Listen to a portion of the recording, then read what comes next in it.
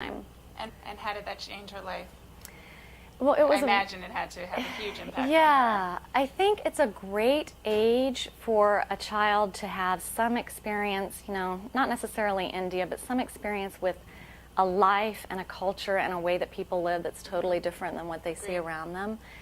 I think maybe anywhere from 11 to 12 through the teenage years, it's an excellent time because,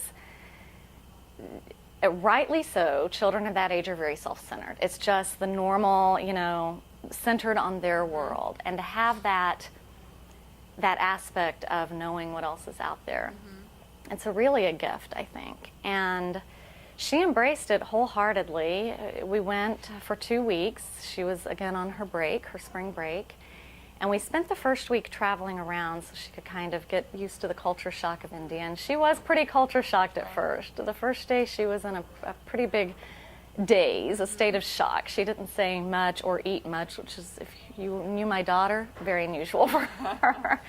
So, Did at any point she say to you, Mom, I'm ready to go home?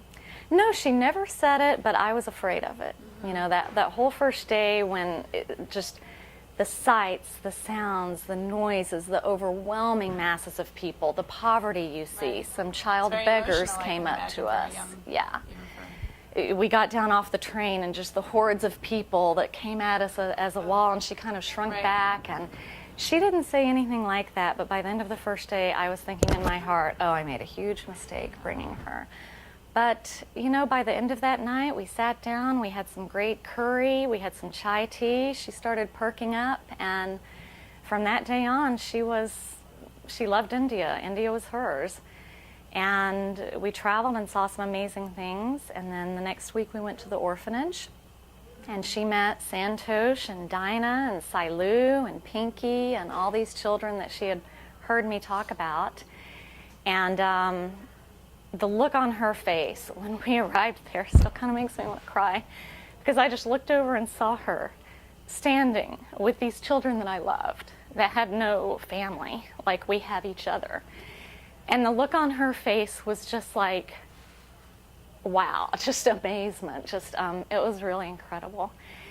And she made fast friends with them, and they made fast friends with her, and they absolutely loved having someone around closer to their own age. It was just like any kids. We were great to play with, but we are adults, and the kids that were close to her age, from say 12 to 16, they would not leave her alone. She was dragged back to their dorm room and dragged to sit with them at dinner, and they thought it was really cool that someone was so close to their age. So and now they had a blast. The staggering statistic is 25 million 25 million children who live without parents or homes of their own. Why? Why is that?